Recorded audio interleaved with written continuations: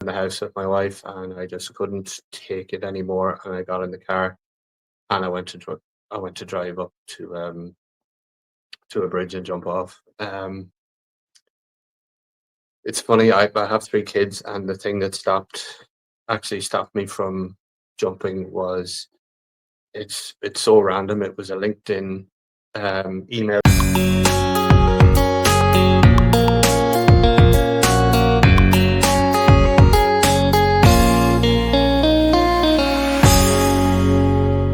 Yeah, it was a long time coming, Victor, and it got very, very close to being too late for me. I was, I was having trouble. I was having marriage trouble. I had, some medical problems a couple of years ago where I lost my voice, and when I lost my voice, I seemed to have lost my confidence, lost my, what made me, my outgoingness, everything like that. I didn't want to go out. I didn't want to see anybody because I couldn't speak properly to them, and because it was leaving me breathless when I did try and speak. And it's something that I just never, even though I got my voice back, the damage mentally was already done, where I just retreated inside myself and Yeah. kind of stopped, basically went into survival mode, really. Um, and it, as I say, it did affect my marriage. We ended up going our separate ways, and really, when that happened, that was the real breaking point for me. And I attempted to take my own life. Um, I still remember the day. It was actually 24th of July, 2024. I just Something happened in the house with my wife, and I just couldn't take it anymore. And I got in the car and I went to drive up to a bridge and jump off. It's funny. I have three kids, and the thing that stopped me from jumping was it's so random. It was a LinkedIn email. You know, those job emails that you get when you join LinkedIn. They come at the weirdest hour of the night. It was around 1 o'clock at night, pitch dark.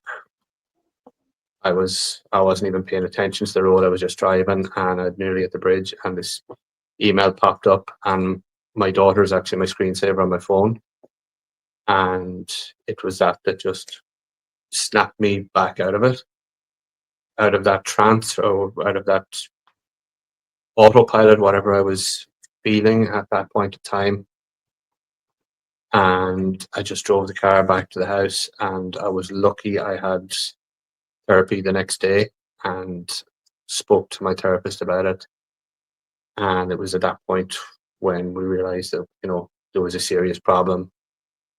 And I ended up voluntarily signing myself into a psych unit for a couple of days just to recover from it. So it was, yeah, it was that was an extreme turning point. And looking back at it now, there are times when it's scary to see how close that I came. And speaking to people, after this is part of my recovery,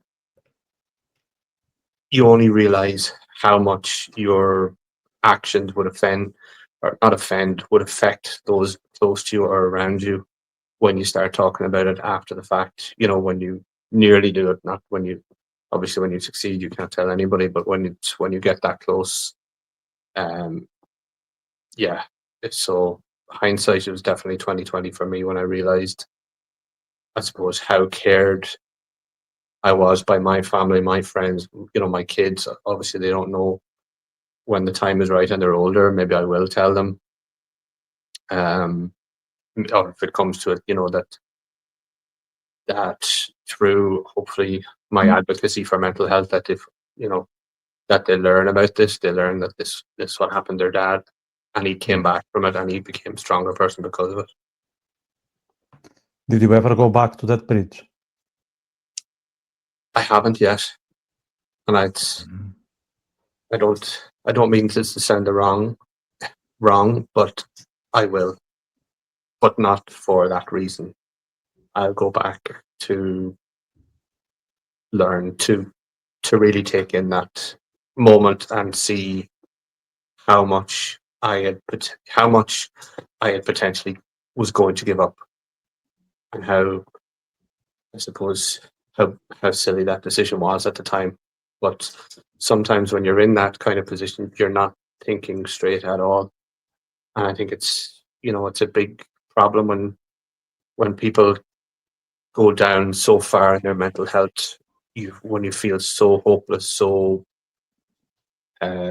detached from everybody else in your life, where you feel that you're so minute that nobody will miss you, and that's just simply not true, you know. And it's something when you're in that mindset you can't get out of it, but it is just a terrible trick that your head plays with you. Yeah, the head can be quite tricky and sometimes your biggest enemy. You mentioned that your voice was damaged. You nearly lost your voice. So, in some cases, and it's not that are, let's say, a better position than others. It's always a voice of suffering. So, not like overestimating or underestimating Mhm.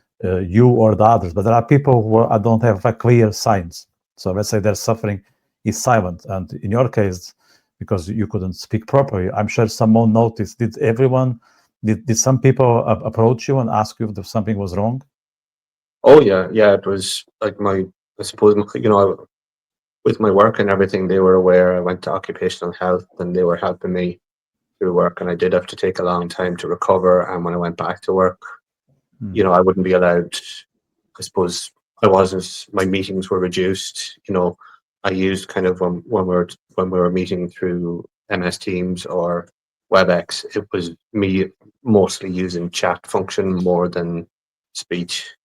And in general, work were very good. And I mean, the aftercare that I got while I was recovering, through voice therapy and physiotherapy was great, and it really helped me get my voice. Got my voice back, which was great. I'm not the singer I used to be, but I still have a pretty good voice. Mm.